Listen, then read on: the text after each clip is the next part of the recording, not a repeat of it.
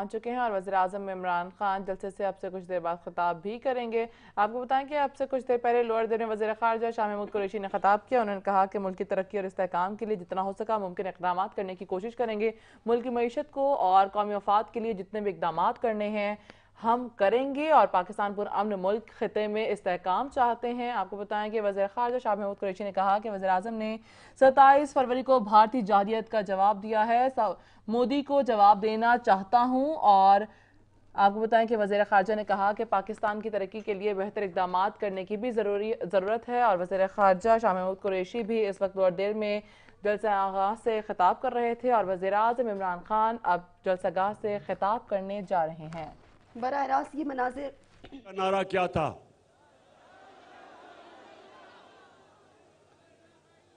पाकिस्तान का मतलब क्या? माशाअल्लाह। अब ये सुनना है आपने, मतलब समझना है कि ला इलाहा इल्लल्लाह एक फलसफा है। जब आप ये दावा करते हैं कि अल्लाह तेरे सिवा और कोई खुदा नहीं, और अगर मैं किसी और खुदा के सामने झुकता हूं वो बहुत बड़ा गुनाह शिर्क कहलाया जाता है, शिर्क है। तो नौजवानों याद रखें, ला इलाहा इल्लल्लाह इंसान को गैरत देता है। एक गरीब से गरीब इंसान भी होगा, जब वो किसी के सामने झुकेगा नहीं लोग उसकी इज्जत करेंगे।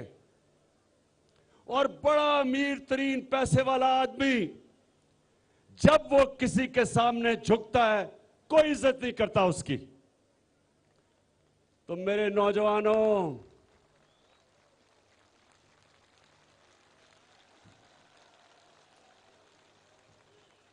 अब ये अभी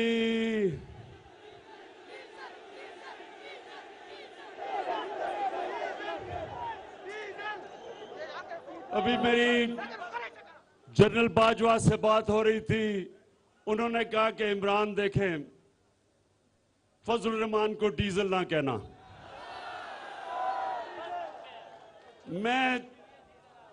मैं तो जनरल बाजवा नहीं कह रहा, लेकिन अवाम उसका नाम डीजल रख दिया, अवाम ने उसका नाम। अच्छा अब सुने देखें, अभी डीजल के ऊपर बाद में आते हैं। अभी आता हूं। सुने देखे नौजवानों, मुझे मौका नहीं मिलता आपसे हर रोज बात करने का, तो मैं इस मौके का फायदा उठाते हुए सिर्फ मैं आपको एक चीज समझाना चाहता हूं कि इंसान जब किसी के सामने झुकता है वो अपनी इज्जत खो बैठता है, गैरत खो बैठता है। और जब एक कौम किसी के सामने झुकती है उस कौम की कोई इज्जत नहीं करता, उस मुल्क के पासपोर्ट की कोई इज्जत नहीं करता। मेरे नबी सल्लल्लाहु अलैहि वसल्लम, और ये मैं आपको तारीख का वाकया बता रहा हूं, 628 और 629 मेरे नबी सल्लल्लाहु अलैहि वसल्लम ने दो सुपर पावर्स थी वक्त की, एक रोम की सुपर पावर और दूसरा ईरान में सुपर पावर थी। दुनिया उन दोनों सुपर पावर्स के बीच में बटी हुई थी। तो मुसलमान तो थोड़े से थे, अभी मुसलमान थोड़े थे, चंद हजार थे। तो दुनिया की तारीख के सबसे अजीम लीडर मेरे नबी सल्लल्लाहु अलैहि वसल्लम दोनों सुपर पावर्स के सरबराह को खत लिखते हैं कि मैं अल्लाह की तरफ से सच का पैगाम लेके आया हूं, अगर तुम उस पैगाम के ऊपर अमल करोगे ये तुम्हारी बेहतरी है, अगर तुम नहीं करोगे तुम्हारी तबाही है। अब नौजवानों सुनिए, वो सुपर पावर्स किधर थोड़े से मुसलमान? हमारे नबी सल्लल्लाहु अलैहि वसल्लम ने क्या पैगाम हमेशा के लिए हमें दिया कि आप थोड़े भी हो, आप कमजोर भी हो, लेकिन जब तक आप में गैरत है दुनिया आपकी इज्जत करेगी। उन्होंने दोनों सुपर पावर के सामने हाथ नहीं फैलाया इमदाद मांगने के लिए, कर्जे मांगने के लिए। उन्होंने उनको पैगाम दिया। और दुनिया की तारीख इस चीज की गवाह है कि 8-9 सालों के बीच में दोनों सुपर पावर्स मुसलमानों के सामने घुटने टेक देती हैं। ये दुनिया की तारीख में है। तो हमें अल्लाह ने हुक्म दिया कुरान में कि अपने नबी की सुन्नत पे चलो, उसके रास्ते पे चलो। तो नौजवानों, आज सबसे पहला मेरा पैगाम यह है कि सिर्फ एक खुददार कौम की दुनिया इज्जत करती है। वो कौम जो अपनी इज्जत नहीं करती उसकी दुनिया इज्जत नहीं करता। और जब से मैंने सियासत शुरू की 25 साल पहले, मेरा मंशूर देख लो, मैंने 3 चीजें कही कि सबसे पहले हम पाकिस्तान को एक खुददार कौम बनाएंगे, अपने पैर पे खड़ा करेंगे और कलमा ला इलाहा इल्लल्लाह के ऊपर अमल करेंगे कि सिवाय अल्लाह हम किसी के सामने सर नहीं झुकाएंगे। दूसरा, इंसानियत, कि हम अपने मुल्क को एक फलाही रियासत बनाएंगे उस तर्ज पे जो हमारे नबी सल्लल्लाहु अलैहि वसल्लम ने मदीना में दुनिया की तारीख में पहली दफा फलाही रियासत बनाई थी। और तीसरी चीज कि हम अपने मुल्क में अदल और इंसाफ का कानून लेके आएंगे, ताकतवर को कानून के नीचे लेके आएंगे। ये 3 चीजें मेरे मंशूर का हिस्सा था 25 साल पहले। और ये मंशूर हमने मदीना की रियासत से लिया था, जिधर हमारे नबी सल्लल्लाहु अलैहि वसल्लम ने इन 3 उसूलों के ऊपर मदीना की रियासत को खड़ा किया था। तो आज सबसे पहले मेरे ये जो 3 स्टूजेस हैं, ये जो 3 इकट्ठे हो गए हैं,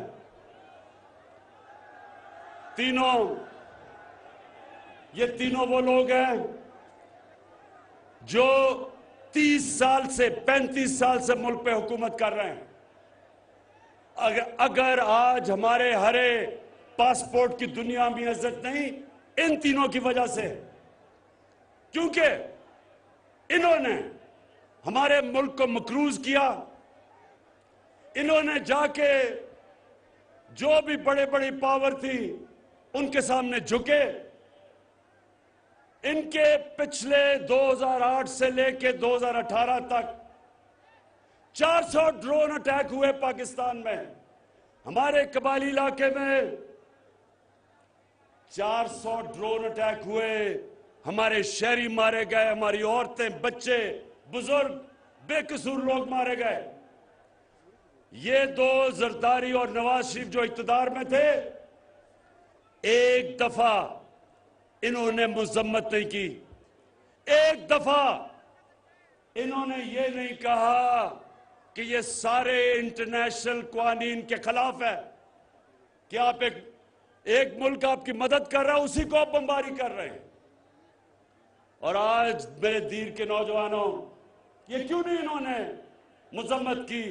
क्योंकि इनके अरबों रुपए और असासे बैरूनी मुल्कों में पड़े हुए हैं और उनकी वजह से इन्होंने एक दफा अपने शहरियों के ऊपर जो जुल्म हो रहा था उसकी मजम्मत नहीं की।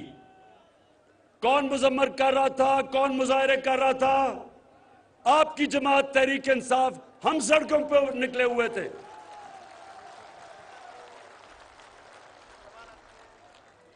और अभी शाह महमूद कुरैशी ने बात की, हिंदुस्तान से मिसाइल आया।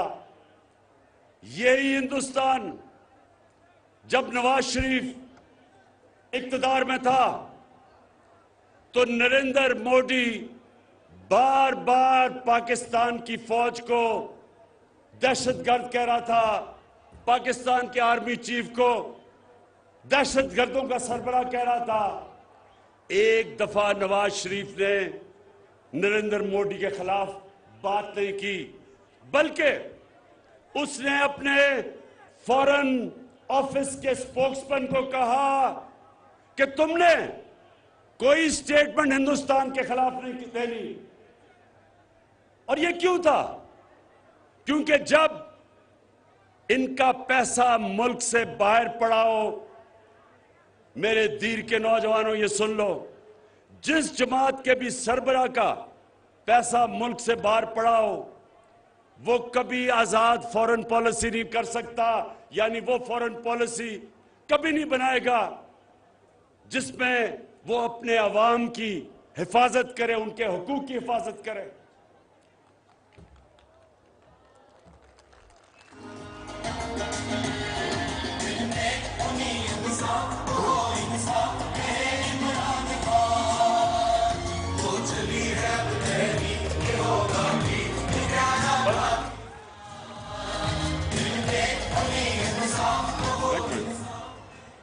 अच्छा, अभी मैं थोड़ी देर के बाद डीजल पे आने लगा हूं, लेकिन उससे पहले इन्होंने जो हरकत की अभी इस्लामाबाद में, उसके बाद में आता हूं। लेकिन सबसे पहले देखें, मैं सिर्फ, मेरा काम है, एक मुल्क का प्राइम मिनिस्टर मुल्क का बाप होता है। आप जिस तरह मैं अपने बच्चों की तरबियत करता हूं, मेरा काम है आपकी तरबियत करना, आपको एक अजीम कौम बनाना। यह जरूरी है कि आप समझे कि यह मुल्क बना किस लिए था। तो ये तब मुल्क जब बनाया गया था तो एक गुलाम हिंदुस्तान में एक आजाद लीडर था जिसका नाम कायदे आजम मोहम्मद अली जिन्ना था। हम उसको लीडर मानते हैं और वो सादिक और अमीन था। वो एक ऐसा लीडर था जो दलेर था, जो उस वक्त अंग्रेज की आंखों में आंखें डाल के बात करता था और उसने अपनी जान की बाजी लगाई हमें आजादी दिलवाने के लिए। और इंशाअल्लाह हम इस मुल्क को अब उधर लेके जाएंगे।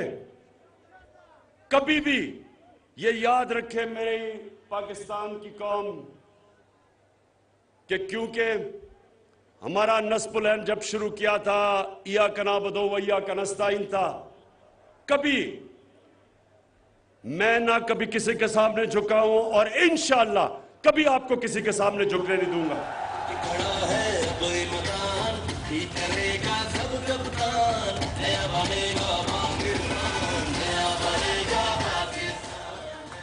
अब मैं एक बात अपनी फौज के ऊपर करना चाहता हूं।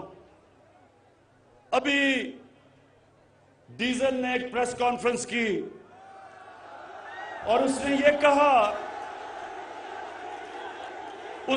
कहा कि जब हम इक्तदार में आएंगे तो हम इदारे को ठीक करेंगे, मतलब कि हम फौज को ठीक करेंगे। मुझे यह बताओ कि आज अगर पाकिस्तान बचा हुआ है, उसकी असल वजह यह है कि हमारे पास एक मजबूत फौज है। आज आप नौजवानों मुसलमान दुनिया में देखें, मुसलमान दुनिया में कितना बड़ा अजाब आया हुआ है, तबाह हुए हुए मुसलमान मुल्क। इराक देखें, सीरिया देखें, लिबिया देखें, सोमालिया देखें, हमारे अफगानिस्तान देखें क्या हुआ। तो जब एक मुल्क के पास ताकत नहीं होती अपनी हिफाजत करने के लिए, वो आजाद नहीं रह सकते। इसलिए आज अगर हमारे दुश्मनों ने हमारे मुल्क को तोड़ा नहीं, जो उनका प्रोग्राम है 3 हिस्से में तोड़ने का, उसकी वजह हमारी फौज है। एक ताकतवर मुसलमान दुनिया में सबसे ताकतवर फौज है। अब उसके पीछे कौन पड़ा हुआ है? उसके पीछे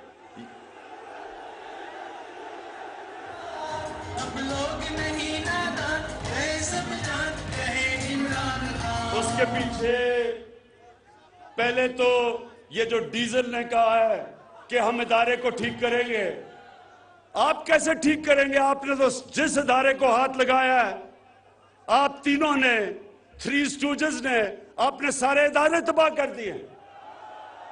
आपने तो अदालतों के ऊपर अटैक किया, आपने तो जजेस को खरीदा, आपने तो डंडों से सुप्रीम कोर्ट के चीफ जस्टिस को भगाया, आपने तो टेलीफोन कॉल कर करके जजों से फैसले लिए, आपने तो मीडिया के ऊपर लिफाफा जर्नलिज्म शुरू की, रिश्वत दी,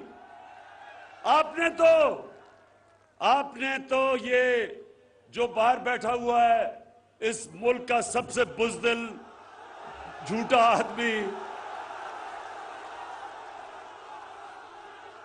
कहते हैं, मुझे ये भी कहते हैं कि जी उसको भगौड़ा ना कहो।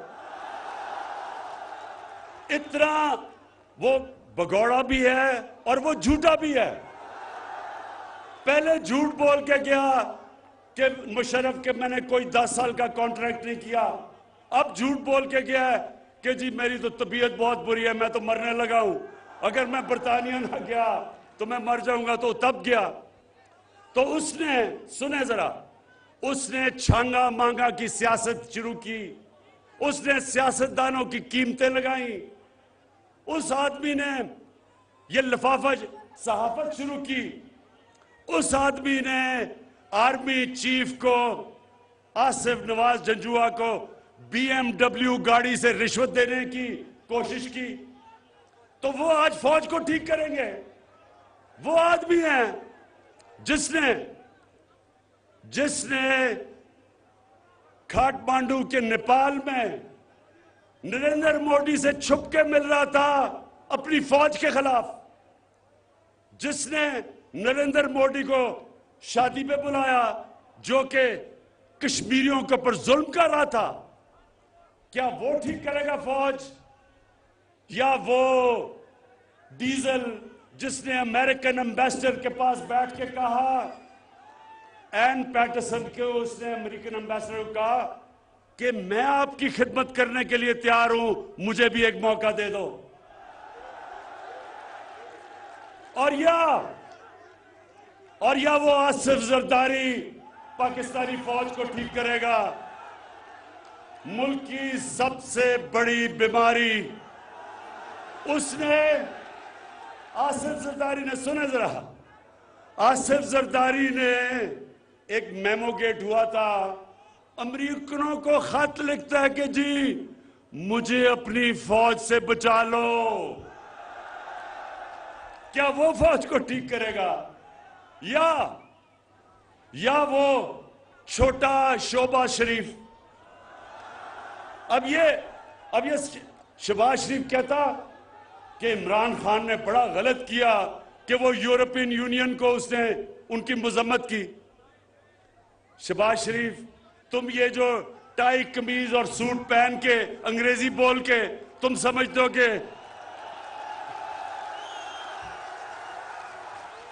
ये शहबाज शरीफ भी अपनी टाई पहन के उनको कहता है, सर मुझे मौका दे, मैं आपकी बड़ी अच्छी खिदमत करूंगा। तो ये जो फजलुर रहमान यानी कि डीजल ने जब इसने ये कहा कि मैं इदारे को ठीक करूंगा, इक्तदार में आके हम करेंगे, यानी कि ये डाकुओं का गुलदस्ता फौज को ठीक करेगा, ऐसे ख्वाब भूल जाओ। मैं इन सारों को एक पैगाम देता हूं, मैं इन सबको एक पैगाम देता हूं कि इंशाअल्लाह दूध का दूध, पानी का पानी होने लगा है।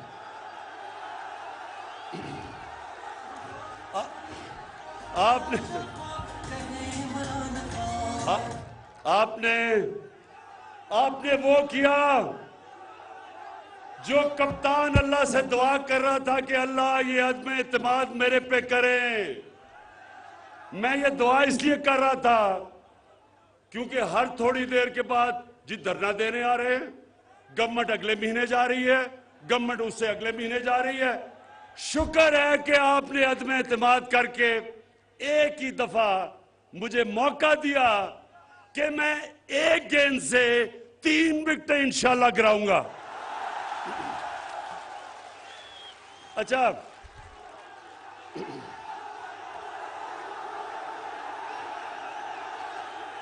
और इंशाल्लाह एक दिन पहले अदम एतमाद से ये सारी कौम देखेगी डी चौक में इंसानों का समुंदर होगा इस्लामाबाद में।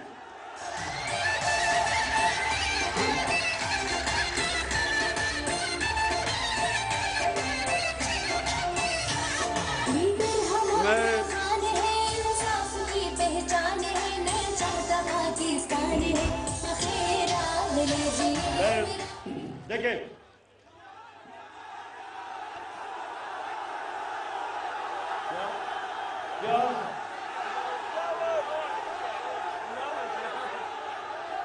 अच्छा, हाँ, अच्छा, एक मिनट आपने वो सोशल मीडिया पे देखा है? एक मिनट सुन ले मैं क्या कहने लगा हूं। नवाज शरीफ बैठा हुआ है अमेरिका के सदर के साथ, हाथ में उसने पर्ची पकड़ी हुई है और उसकी कांपे टांग रही हैं। पर्ची पकड़ के वो घबराया हुआ बैठा है कि उसका आका नाराज ना हो जाए। कहीं नाराज हो गया तो उसका सारा पैसा इतनी मेहनत से जो चोरी किया हुआ है बार वो ना कहीं पकड़ा जाए। तो अब मैं वो अहम खबर से आपको आगाह करेंगे कि सहाफत कैद हो गई है। इंटरव्यू करना सच टीवी की एंकर बतूल राजपूत का जुर्म बन चुका है। कौमी असेंबली के रुकन कंवल जोसेफ ने सच टीवी की एंकर को अपने घर में यरगमाल बना लिया। बतूल राजपूत कंवल जोसेफ का इंटरव्यू करने उनकी रिहाइशगाह पे गई थी। उन्होंने कहा कि रिहाई चाहती हो तो पहले इंटरव्यू की रिकॉर्डिंग हमारे हवाले कर दो। आपको बताएंगे कि इंटरव्यू करना सच टीवी की एंकर बतूल राजपूत का जुर्म बन चुका है। कौमी असेंबली की रुकन कंवल जोसेफ ने सच टीवी के एंकर को अपने घर में यरगमाल बना लिया। बतूल राजपूत कंवल जोसेफ का इंटरव्यू करने के लिए उनकी रिहाइशगाह पे गई थी और उन्होंने आगे से जिद की कि अगर अपनी रिहाई चाहती हो तो पहले इंटरव्यू की रिकॉर्डिंग हमारे हवाले कर दो।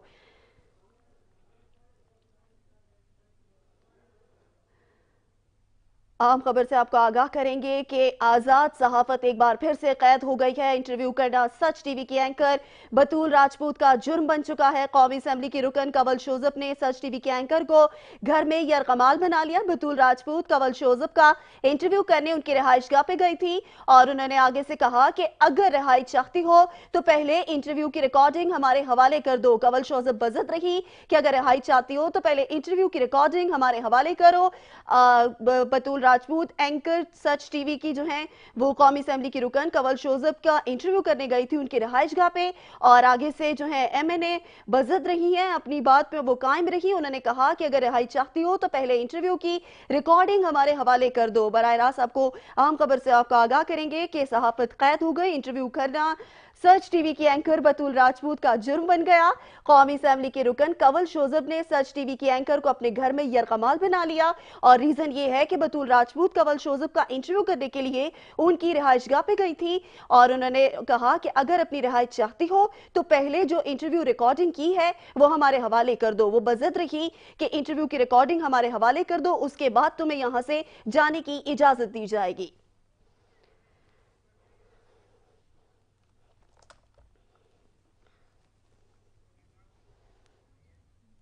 बराह रास्त एक बार फिर से आपको लोअर लिए चलते हैं। वज़ीर आज़म इमरान खान अवामी जलसे से खिताब कर रहे हैं। आप 10 लाख रुपए की हेल्थ इंश्योरेंस दे, किसी भी अस्पताल में जाके इलाज करवा सके और ये हमारा सफर है उस तरफ। इस मुल्क को एक इंसानियत का निजाम लाके एक ऐसी फलाई रियासत बने जो सारी मुसलमान दुनिया हमारी मिसाल से सीखेगी। हमने नौजवानों, कामयाब पाकिस्तान में 20 लाख गरीब खानदानों के लिए 5 लाख रुपए का कर्जा सूद के बगैर, 20 लाख रुपया घर के लिए सूद के बगैर कर्जा, और एक जगह टेक्निकल एजुकेशन, और जो किसान वो अपनी जमीन पे पैसे लगाना चाहता है उसके लिए भी हमने 5 लाख सूद के बगैर कर्जा रखा है। उसके अलावा क्योंकि महंगाई है, आलमी महंगाई आई हुई है, महंगाई का दुनिया में समुंदर आया हुआ है। 40-40 साल के बाद अमेरिका जैसी जगह में सबसे ज्यादा महंगाई है। उस दौर में हमने 2 करोड़ खानदान को हमने देना शुरू किया है एहसास राशन, यानी जाके अपने करियाना स्टोर से आप 30% आपको रियायत मिलेगी आटा, चीनी और घी के ऊपर। 2 करोड़ खानदान को हम दे रहे हैं। और सबसे बड़ी बात, अगर आपके धीर से लोग दुबई हैं, याद रखें दुबई में, यूएई में जमीन से तेल निकलता है उनके, लेकिन क्योंकि हमने अपने लोगों को बचाया, जो कि दुनिया में इस वक्त तेल सबसे महंगा हुआ है, आज पाकिस्तान में दुबई से सस्ता तेल बिक रहा है, डीजल और पेट्रोल। फजल रहमान और पेट्रोल दुबई से सस्ता है। फजल रहमान को मैं चाहूंगा जरा कभी किसी पेट्रोल पंप पे जाके खुद ही चेक कर ले कि डीजल की कीमत क्या है। अच्छा सुने आप, और आखिरी चीज, ये 2 और मैंने बातें कर दी हैं। और कानून की बालादस्ती का मतलब, जो मदीना की रियासत में मेरे नबी सल्लल्लाहु अलैहि वसल्लम ने, उन्होंने कहा था, ये नौजवानों अपने कानों में डाल लो, कि मैंने जब ये इंसाफ की तहरीक शुरू की थी, मैं अपने नबी की सुन्नत पे चल रहा था।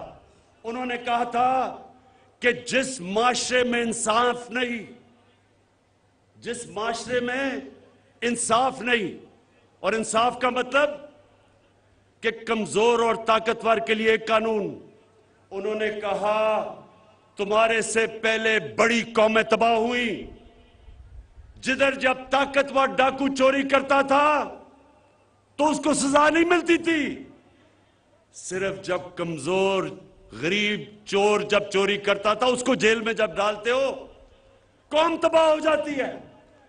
आज जो मेरा मुकाबला है ये इन 3 डाकुओं से, ये तीनों डाकुओं से मेरा मुकाबला है।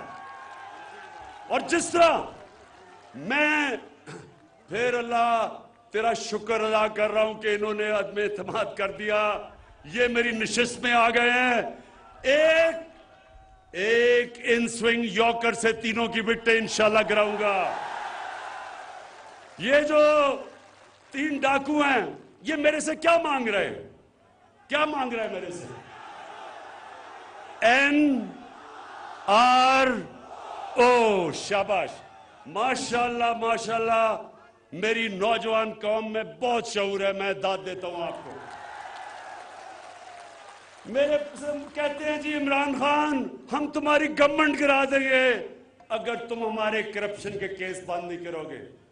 मैं इनको कहता हूं गवर्नमेंट गिरानी तो मेरे लिए आसान चीज है, मुझे अपनी जान भी देनी पड़े मैं तुम्हें नहीं छोड़ूंगा।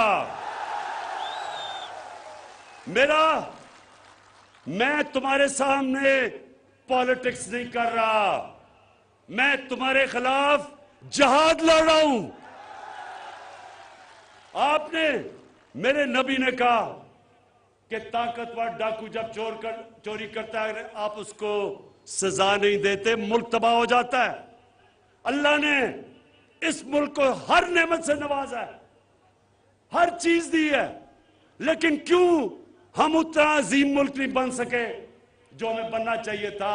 क्योंकि इस मुल्क में बदकिस्मती से अब तक जो बड़ा डाकू चोरी करता है हमारा सारा इंसाफ का निजाम उसको सजा नहीं दे सकता। सिर्फ जेल भरे हुए हैं बेचारे गरीब लोगों से जो मजबूरी में चोरी करते हैं। इस निजाम के खिलाफ हजरत अली रजी अल्लाह ताला ने कहा था कि कुफर का निजाम चल जाएगा, लेकिन जुल्म और नाइंसाफी का निजाम नहीं चल सकता। इंशाअल्लाह मैं अपने अल्लाह के सामने वादा करके आया था कि अल्लाह, जब तक मेरे में जान है मैं इस मुल्क में इंसाफ की जंग लड़ूंगा। ये जो डाकुओं का टोला इकट्ठा हो गया है, अब इनकी तीनों की शक्लें तो जरा पहले देखें। एक तरफ खतरनाक डीजल,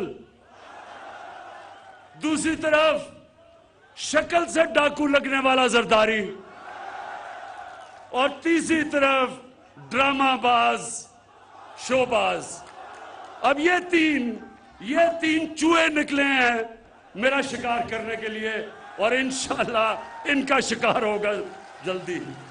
अच्छा, आखिर में नौजवानों, अच्छा अभी आता हूं। अच्छा,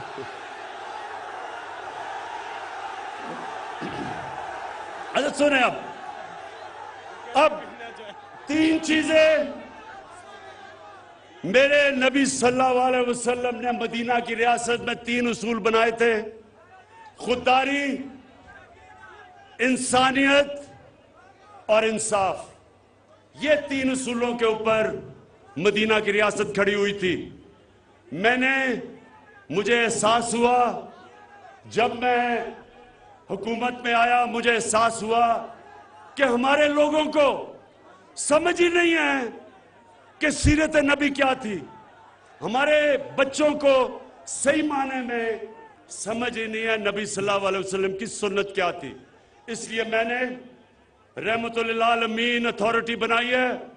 स्कूल के बच्चों के अंदर हम सीरत की क्लासेस देंगे, हम इनकी यूनिवर्सिटीज में रिसर्च करवाएंगे, हम इनको टीवी पे प्रोग्राम्स करेंगे, ताकि मेरे नौजवानों को पता चले कि सीरत नबी क्या है। तीन चीजें, क्योंकि ये याद रखें, जब अल्लाह कहता है कि नबी की सुन्नत पे चलो, वो हमारी बेहतरी के लिए कहता है। नबी को अल्लाह ने खिताब रहमतुल आलमीन का दिया है। सब इंसानों के लिए हमारा नबी रहमत लेके आया था। तो जो भी इंसानी माशरा हमारे नबी के पैगाम पे चलेगा, वो ऊपर आ जाएगा। अब मैं आखिरी जब आपको बात समझाने लगा हूं, ये गौर से सुने। तीन चीजें हमारी जिम्मेदारी रियासत की, एक जिसके ऊपर मदीना की रियासत खड़ी हुई थी, वो आपकी जिम्मेदारी है, और वो कुरान की आयत है, अमर बिल मारूफ व नही अनिल मुनकर। इसका मतलब क्या है?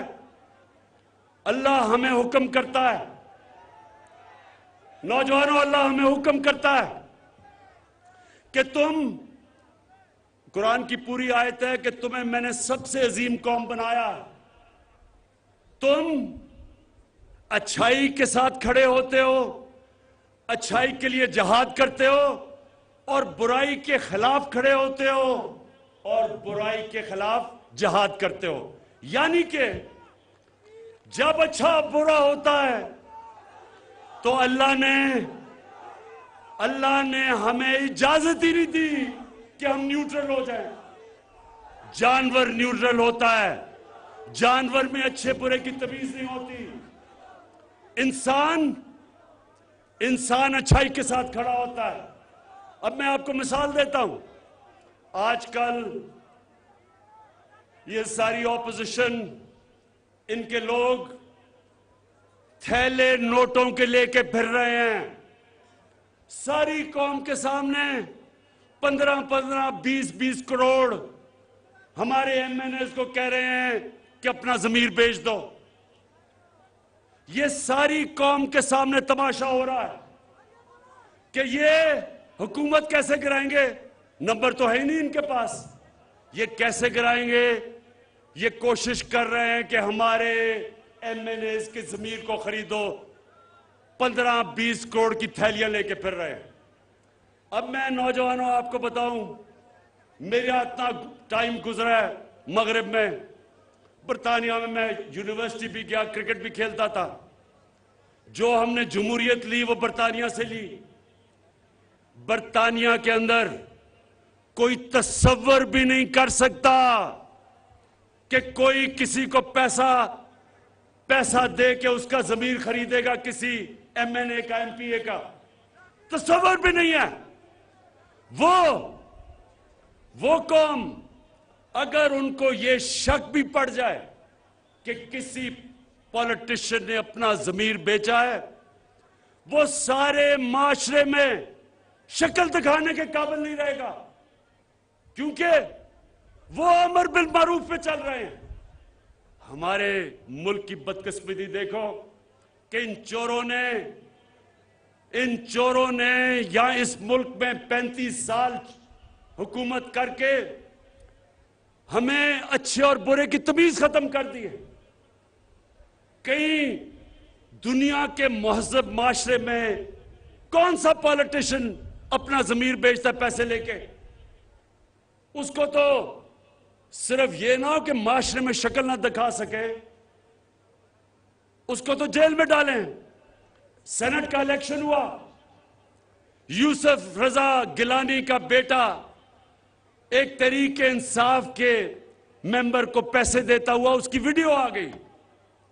ये वीडियो अगर मैं जो जानता हूं किसी भी मगरबी जमहूरियत में आती, वो सबा जेल में होते और उसको सजा मिली होती। तो ये मेरा नौजवानों, हमें अल्लाह की इस जो हुक्म है, इस आयत पे हम सबको चलना चाहिए। मैं जो डीग चौक पे लोग बुला रहा हूं एक दिन पहले अदम एतमाद से, मैं अपनी कौम को सिर्फ इसलिए बुला रहा हूं कि इनको बताने के लिए, ये जो डाकू 3 इकट्ठे हुए, 3 स्टूडेंट्स, इनको ये बताने के लिए कि हमारी कौम जिंदा है, हमारी कौम अमर बिल मारूफ पे खड़ी है।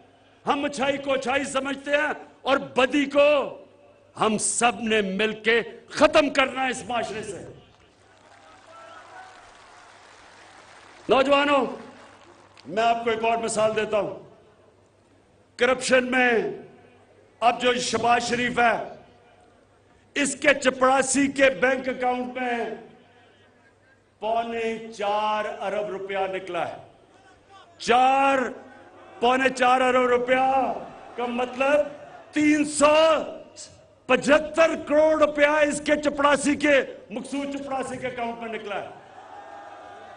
16 अरब रुपया, 1600 करोड़ रुपया इसके नौकरों के अकाउंट में निकला है। ये अगर किसी भी मगरब मुमालिक में इस तरह होता, इसलिए वो मुल्क हमारे से आगे हैं, वो ज्यादा अल्लाह का हुक्म फॉलो कर रहे हैं। वहां किसी की, उस सियासतदान की जुर्रत ना होती, किसी पब्लिक में जाता, अब तक जेल की सजा हो चुकी होती। यहां जनाब वो अपनी नेल्सन मंडेला की शक्ल बना के तकरीरें कर रहा है, असेंबली में जाके एक अच्छा, जब नैब की अदालत में जाना होता है तो कमर में दर्द हो जाती है। जब असेंबली में तकरीर शुरू करता, खत्म ही नहीं करता, कमर ठीक होती है वहां। जब अदालत में जाना होता है, लंबी लंबी डेट्स लेता है। तो नौजवानों, मेरी बात सुन लें, कभी भी अल्लाह की बरकत उस माशरे में नहीं आएगी जिधर जुल्म हो। कभी अल्लाह की बरकत उस माशरे में नहीं आएगी जब तक जो उसने हुक्म दिया कौम को कि आप अच्छाई के साथ खड़े हो। जब आप देख रहे हैं कि माशरे में बुराई ऊपर आ रही है, आप सबके ऊपर अल्लाह फर्ज कर देता है कि उसके खिलाफ जहाद लड़ो।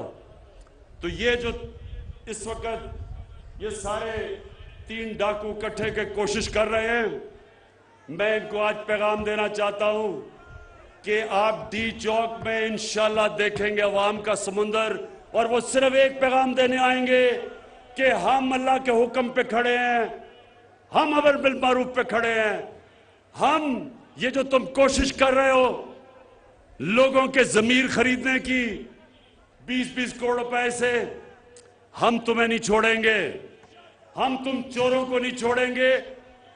वैसे मैं अभी तक मेरे एमएनएस ने मुझे सब ने बताया है कि उनको क्या क्या पैसा ऑफर कर रहे हैं, मुझे आके बता देते हैं, सब मुझे बता देते हैं कि कौन सा इनकम इनके डाकुओं सिंडिकेट का, इनका माफिया के जो लोग उनको मिल रहे हैं। मैं उनको सबको कहता हूं कि अगर पैसे तुम्हें दे रहे हैं तो ले लो, पैसे दे रहे हैं रख लो, 20 करोड़ रुपया अगर दे रहे हैं रख लो। कोई यतीम खाना खोल देना, कोई लंगर खाना खोल देना, कोई गरीबों की मदद कर देना, कोई स्कूल खोल देना, क्योंकि हराम का पैसा है, ले लो इनसे, लेकिन कभी अपना जमीर ना बेचना, क्योंकि इज्जत जिल्लत देने वाला खुदा है, रिस्क देने वाला खुदा है। जो भी अपना जमीर बेचता है ऊपर वाला उसे कभी माफ नहीं करता। मैं आखिर में दीर के लोगों, जिस तरह का आज आपने शानदार इस्तकबाल किया है, दिल से आपका मैं शुक्रिया अदा कर रहा हूं। जो आपने शऊर दिया है, मैं आपको आज खराजे तहसीन पेश करता हूं, जिस तरह का आप में शऊर है।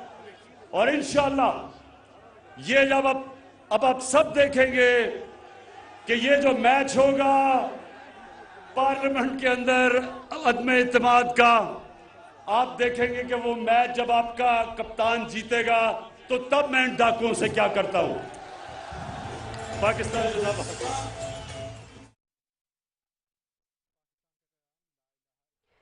वज़ीर आज़म पाकिस्तान इमरान खान लोअर दिर में अवामी जलसे से खिताब कर रहे हैं। उन्होंने कहा कि पाकिस्तान का फलसफा समझने का भी एक मकसद है। उन्होंने कहा कि दिर के लोगों का मशकूर हूँ। उन्होंने कहा कि हमेशा सियासत में सिर्फ पाकिस्तानी आवाम के लिए काम किया है, मैंने अपने मुल्क के लिए काम किया है। और उन्होंने ये भी कहा कि अपोजिशन चाहे जो मर्जी कोशिशें कर लें, हम अपने अज़्म का इजहार करते हैं कि पाकिस्तान को हमेशा आगे बढ़ाने की कोशिश करेंगे। यहाँ पे आपको अहम खबर से आगाह करेंगे कि सहाफत कैद हो गए। इंटरव्यू करना सच टीवी की एंकर बतूल राजपूत का जुर्म बन गया। कौमी असेंबली के रुकन कंवल शोजब ने सच टीवी की एंकर को घर में यरगमाल बना लिया। बतूल राजपूत कंवल शोजब का इंटरव्यू करने उनकी रिहाइशगाह पे गई थी और उन्होंने कहा कि अगर रिहाई चाहती हो तो पहले इंटरव्यू की रिकॉर्डिंग हमारे हवाले करो, ऐसा कहना था MNA कंवल शोजब की जानिब से। सहाफत कैद हो गई है। इंटरव्यू करना सच टीवी की एंकर बतूल राजपूत के लिए उनका जुर्म बन गया है। कौमी असेंबली की रुकन कंवल शोजब ने सच टीवी के एंकर को अपने घर में यरगमाल बना लिया और यरगमाल बनाने का रीजन ये है कि उन्होंने कहा कि रिहाई चाहती हो तो पहले इंटरव्यू की रिकॉर्डिंग हमारे हवाले करो। हमें ज्वाइन किया है सच टीवी की एंकर पर्सन बतूल राजपूत ने। बतूल राजपूत, बहुत शुक्रिया आपके वक्त देने का। और बतूल राजपूत, आपसे जानना चाहती हूँ कि क्या हुआ है आपके साथ। जी थैंक यू। एक्चुअली इस वक्त मैं उनके घर के गेट के पास खड़ी हुई हूँ और जिस वक्त मीडिया पे खबरें आना शुरू हुई हैं तो उन्होंने, उनके हस्बैंड ने आके मुझे पर्सनली कहा है कि प्लीज़ आप बाहर चली जाए, क्योंकि उससे पहले जब तक मीडिया पे खबर नहीं आई थी तो वो मुझे थ्रेट कर रहे थे और मुझे ड्राइंग रूम में बिठाया हुआ था, जिसकी और I could hardly talk to my boss. और मैंने उन्हें इन्फॉर्म किया कि इंटरव्यू हमने कर लिया है और पूरा इंटरव्यू स्मूथ चल रहा था और आखिरी सवाल पे उन्हें शायद ज़्यादा गुस्सा आ गया तो उन्होंने कहा इंटरव्यू चलेगा ही नहीं। तो मैंने उन्हें काफ़ी कन्विंस करने की कोशिश की कि जो आपको पसंद नहीं है हम उसको एडिट कर सकते हैं, बट आप मुझे प्रेशराइज नहीं कर सकते इंटरव्यू डिलीट करें। फिर उन्होंने मेरे कैमरामैन को भी कैमरा पे हाथ मार मार के बोलना शुरू कर दिया कि इसको फौरन डिलीट करो। फिर वो कैमरामैन की शायद समझ में आ गई सिचुएशन तो he left with the TV, he has the TV. लेकिन उन्होंने मुझे बिठा लिया और उन्होंने कहा कि तुम लिख के देके जाओ कि इंटरव्यू नहीं चलना चाहिए। तो मैंने कहा कि मैं आपसे कमिट नहीं कर सकती, ये सिर्फ एक इंटरव्यू था और इसमें ऐसी कोई बात नहीं थी कि आप मुझे प्रेशराइज करें कि एयर नहीं हो सकता। I try to convince her, लेकिन फिर वो बहुत रूड हो गई, वो बहुत ज़्यादा हाइपर हो रही थी। उन्होंने अपने हस्बैंड को इन्वॉल्व कर लिया। उनके हस्बैंड ने मेरे सामने, वो इधर उधर लोगों को कॉल्स कर रहे हैं कि हम आपके चैनल के मालिकान से बात करते हैं, लोगों से बात करते हैं। तो मेरी पूरी कोशिश थी कि मामला बहुत सोफिस्टिकेटेडली हल हो जाए, लेकिन वो काफ़ी ज़्यादा गुस्से में थी। और अब जब उन्होंने देखा है कि मीडिया पे चल रहा है या मेरे चैनल ने खबर दी है तो उन्होंने कहा है कि प्लीज़ आप गेट से बाहर चले जाएं। तो this is how it is. उन्होंने कहा कि आप गेट से बाहर चली जाएं। अफसोसनाक ये खबर है कि सहाफत कैद हो गई है। इंटरव्यू करना सच टीवी की एंकर के लिए उनका जुर्म बन गया। कौमी असेंबली की रुकन कंवल शोजब ने सच टीवी के एंकर को अपने घर में यरगमाल बनाया और रीजन ये है कि जो उन्होंने उनका इंटरव्यू किया था उन्होंने उसकी रिकॉर्डिंग अपने हवाले करने के लिए बजद रही हैं। वो कंवल शोजब ने जो उनके साथ किया उस हवाले से बतूल राजपूत हमें आगाह कर रही थी। आपके वक्त देने का बहुत शुक्रिया। सच न्यूज से फिल वक्त इतना ही। मजीद खबर अपडेट्स के लिए विजिट कीजिए हमारी वेबसाइट sach.tv.pk। देखते रहिए सच न्यूज।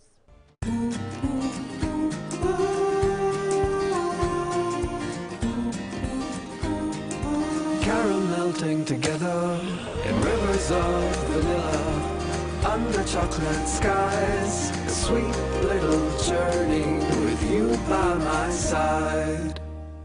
लाइफ एक हसीन बैलेंस है नेचर और